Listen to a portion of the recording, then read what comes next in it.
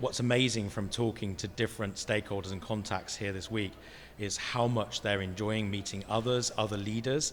They're learning from others about what is happening in their space.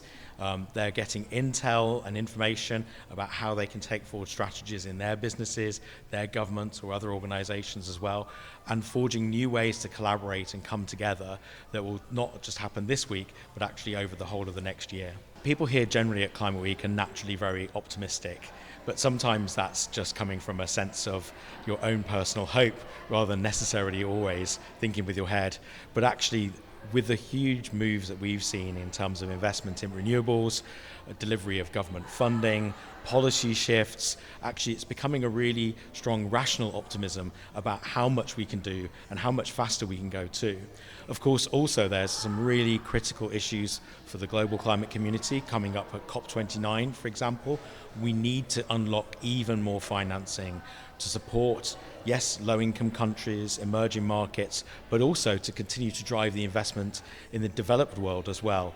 That's really critical, and we just can't keep on putting that off. Finally, what we're seeing is that actually the really strong actors, the leaders in particular sectors, in particular regions, they are looking for more guidance and a forward view from governments over how policy will change, how regulations will enable them to invest even further and faster, but also be assured that's going to be in their commercial interests, which is incredibly important. So we're seeing all of that at the same time. We've already shown through programs that Climate Group has run and other organizations too, that businesses and governments can make a decision to purchase particular goods or from particular suppliers who are committed, for example, to 100% renewable energy, to lower carbon concrete, lower carbon steel.